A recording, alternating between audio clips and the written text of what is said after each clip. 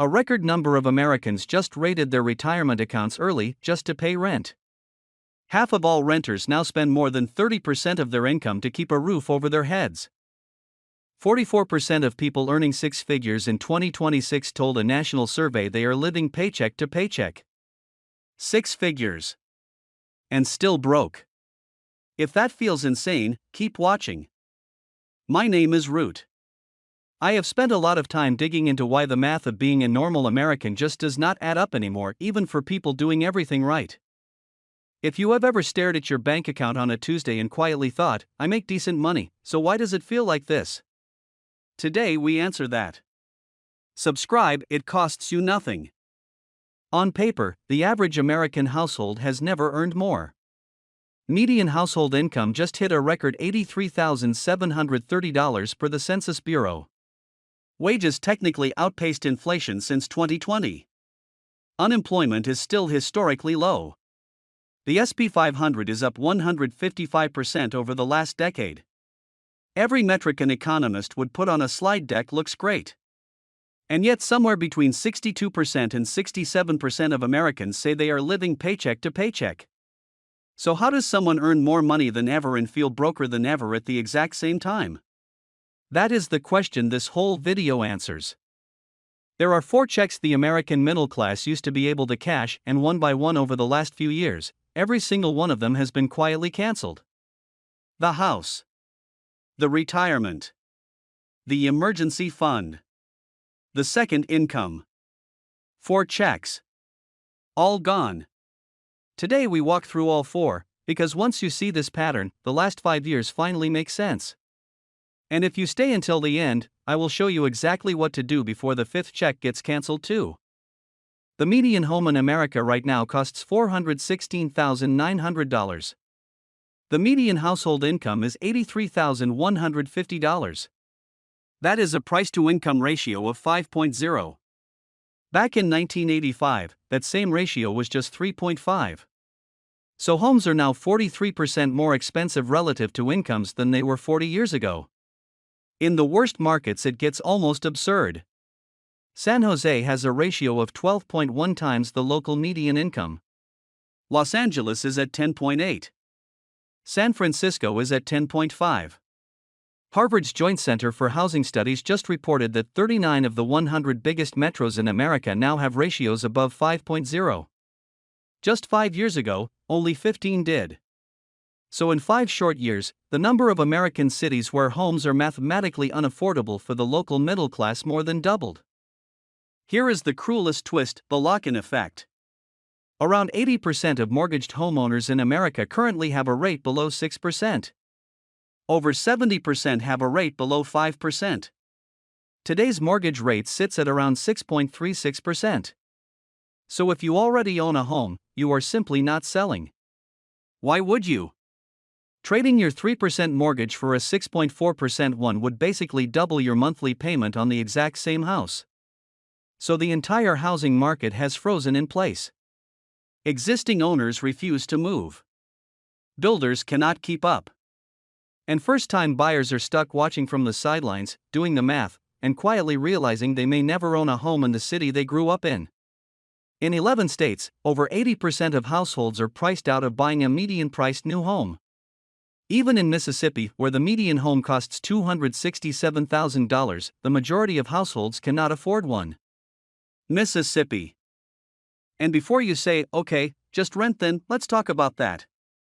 The median asking rent in America is now around $2,000 a month, up 33% since the start of the pandemic.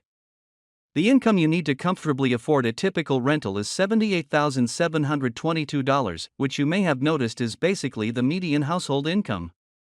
So the average American family can rent the average apartment, and that is it. Nothing left over. 22.6 million renter households are officially cost-burdened. 12 million of them spend over half their income on rent alone. Half. That is check number 1 canceled. The house your parents bought with one income at age 28 is now mathematically off the table for most people earning the median wage. Check number 2 is the one that genuinely surprised me when I dug into it, because this used to be the safest financial concept in the entire country. The retirement account. The whole deal in modern America is that you give up a pension, take on the risk yourself, contribute steadily to a 401k for 40 years, and at the end you retire. That was the agreement. In 1983, 62% of American workers had a defined benefit pension. By 2016, that number had collapsed to just 17%.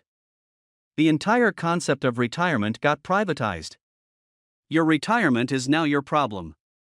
Except in 2025, a record 6% of Vanguard 401k participants took an early hardship withdrawal. That is triple the pre-pandemic rate. What were people pulling that money out for? The number one reason was to avoid foreclosure or eviction. Number two was medical bills. Number three was tuition. So Americans are actively cannibalizing the retirement they are supposed to live on in 30 years just to pay rent today. Let that breathe for a second. We took away the pension, told everyone to manage it themselves, and now the system is so squeezed that the average person is cracking open their own retirement piggy bank just to stay housed. That is check number 2 gone. Now, if you think check number 3 is the easy one, I have bad news. The emergency fund, the very basic financial cushion that is supposed to absorb life's small disasters, is statistically gone. According to the Federal Reserve's most recent survey of household economics, only 63% of American adults could cover a $400 emergency in cash. 31% of Americans, almost 1 in 3, could not handle a $500 surprise. The personal savings rate in this country is now 4.5%, roughly half the long-term historical average. So if your car breaks, your dog gets sick, or a tooth cracks, the math for nearly a third of the country is the same: the credit card comes out. And that brings us to the part where the gap between what people earn and what life costs has been quietly papered over with staggering amounts of debt. Total U.S. household debt just hit a record $18.8 trillion, up $4.6 trillion since 2020. Credit card debt alone stands at a record $1.28 trillion, with an average APR of 23%. Retail store cards average 30%, with some topping 33%. Americans paid $160 billion in credit card interest in 2024 alone. Not principal. Pure interest funneled directly from American families to bank shareholders. And then there are car loans, which somehow keep getting more unhinged every quarter. The average new car payment in America is now a record $772 a month. 1 in 5 new car buyers signed up for payments over $1,000 a month. 1 in 5 took out an 84-month loan. That is a 7-year loan on a car that will not be worth half its loan balance in 4 years. Let's talk about a real household for a second, because the macro numbers stop landing after a while.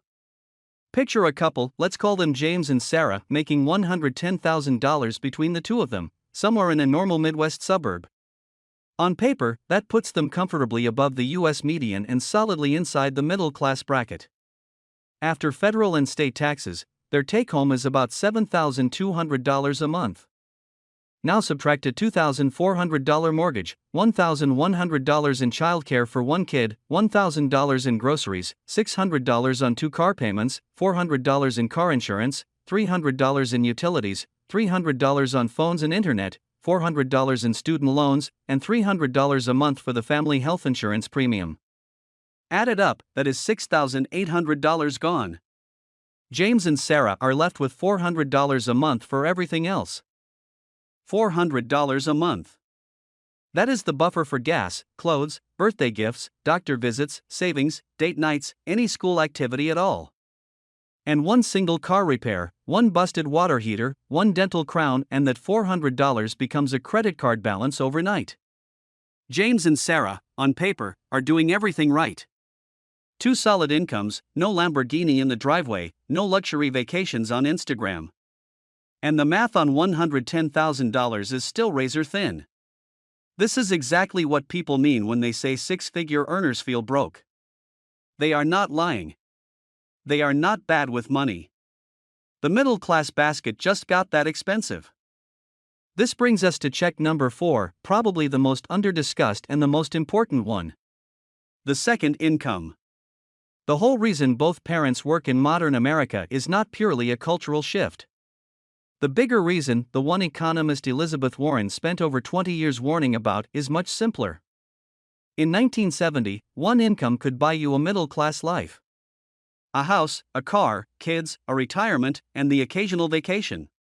By the mid-1970s, families started sending a second earner into the workforce, not for luxury, but just to maintain the same standard of living. The second income became the new floor. And now even two incomes are barely enough. Here is why. Eggs are up 51% since 2020. Beef roasts are up 74%. Family health insurance just hit $26,993 a year according to KFF. Childcare averages $13,128 a year and is now more expensive than the average mortgage in 45 states. Auto insurance jumped 31% in just 2 years, with Florida averaging over $4,000 a year per driver. None of those costs hit a billionaire's basket. They all hit yours. While that was happening, the people who already owned assets were getting absolutely showered with wealth they did not even have to work for. The top 10% of American households now own about 93% of all stock market wealth.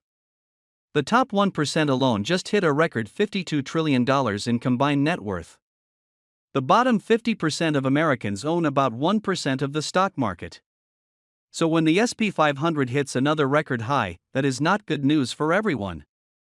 That is a wealth transfer event for the top 10% that everybody else watches from outside the casino. Same story with housing. If you bought in 2015, you are roughly 80% richer on paper and you did not have to do anything to earn it. If you were trying to buy your first home in 2024, you got priced out of your own life by people who already own 3 houses. So the real defining question in America right now is not how much you earn. It is whether you, or honestly your parents, already own assets. If yes, the last decade has been the greatest wealth building period of your lifetime. If no, it has been a slow-motion eviction from the middle class. The middle class did not shrink. It split into people carried by asset inflation and people slowly squeezed out by the rising cost of everything that used to be a standard middle-class life. For checks, canceled one by one. That is what just happened. Now let's talk about what you can actually do. Look, nobody on the internet can undo 50 years of policy and asset inflation. But what you can do is change how exposed you personally are to all of it. The people who come out of this stretch in good shape are not the ones who make the most money. They are the ones who adjust earliest. Before anything else, before paying down debt, before investing, before any optimization, build a $1,000 starter emergency fund. Just $1,000 somewhere boring and unsexy. The second you have it, you stop fueling the credit card spiral every time life throws a curveball. That single move pulls you out of the worst statistical bucket in this entire video. From there, attack the highest interest debt first.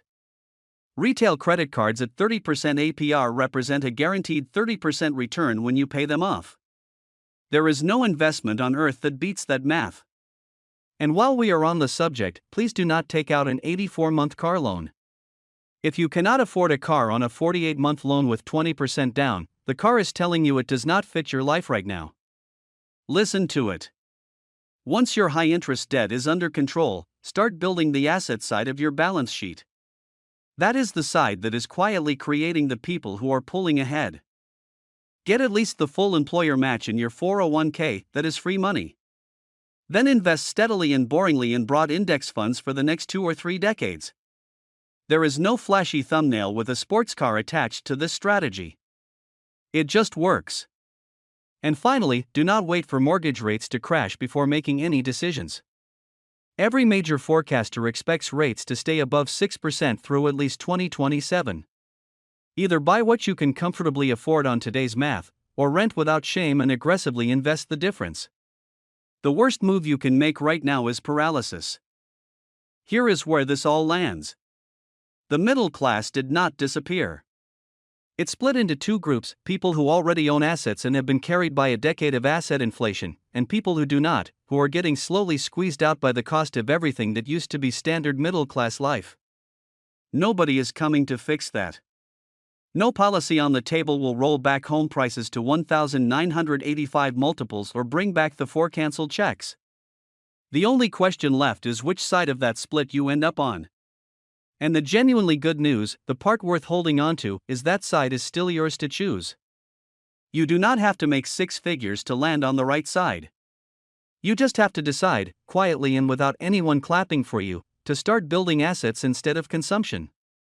Today, in this economy, with whatever you have, that is the entire game now. Not earning more, owning something.